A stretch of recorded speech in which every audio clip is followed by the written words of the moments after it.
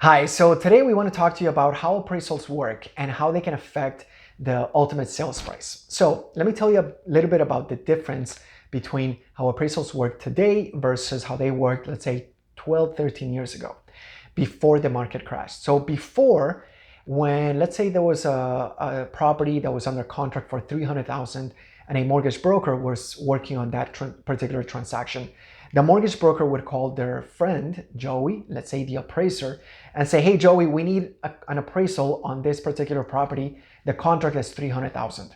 And so Joey, the appraiser, would say, sure, no problem, I got you. And so Joey would work out the numbers in such a way that the appraisal would match that contract price of 300,000. And that was okay back then, but it also led to, the inflation of those prices and eventually to the market crash. Today, that relationship between mortgage broker and appraiser is actually no longer legal. So the mortgage broker cannot communicate with the appraisal and actually have no relationship whatsoever.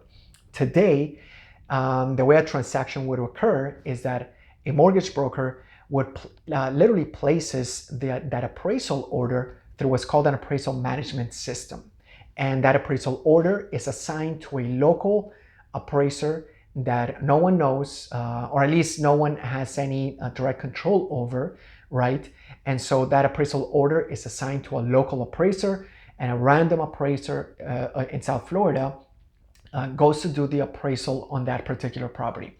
Now that appraiser works for the bank. That appraiser is no longer interested in pleasing the mortgage broker or the realtors or the buyer or the seller at all. As a matter of fact, if the appraiser in any way feels influenced by the buyer, the seller, the realtors, the mortgage broker in any way, they can literally stop the appraisal in its tracks and they report back to the lender, who now is their employer, right? Now the appraisers work directly for the lender.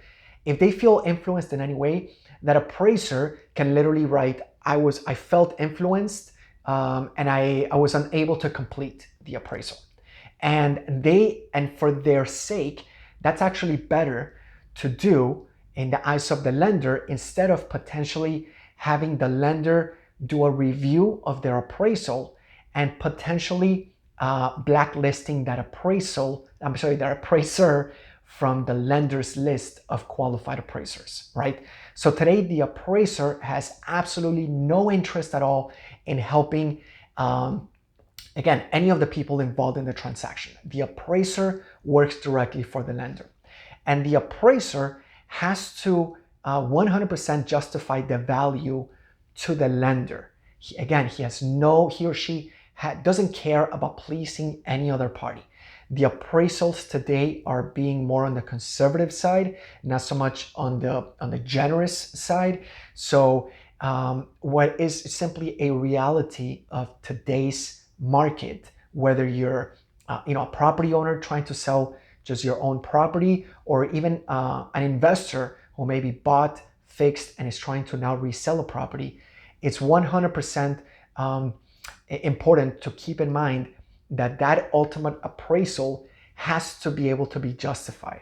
And so an appraiser is going to look at the most recent sales, the most recent comparable sales that can be used to justify that value to the bank.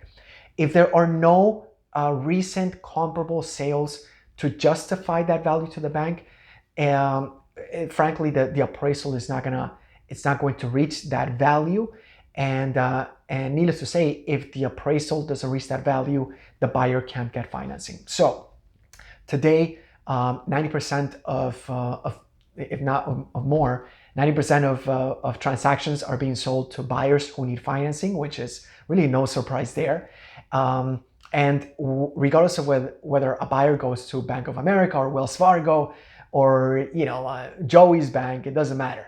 That bank is going to require an appraisal, and that appraisal is going to be based on the most recent comparable sales. So today, all properties are selling at or around appraised value. Of course, it does make a difference in how the property, if the property is presented in such a way, if there's great pictures, if there's great marketing, if there's competing offers, if you can have all of that to justify a higher contract price, that will of course make a difference to the appraiser when they go to try to justify that value to the bank.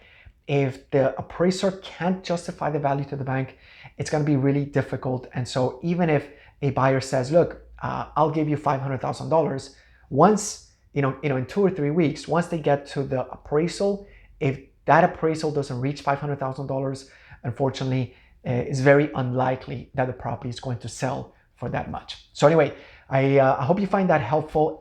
Keep that in mind, because when you're setting your sales price, it's important that it be within reason, it should be competitive and based on the actual market sales and recent comparable sales that have happened recently. Otherwise, unfortunately, it's going to be very, very difficult to justify that price. So anyway, I hope you find that helpful. As always, keep us in mind. Let us know if we can help you in any way. If you have questions about this or anything else, we're happy to help you. We definitely look forward to helping you sell quickly with little hassle and for the best price. And we will see you on the next video. Have a great day.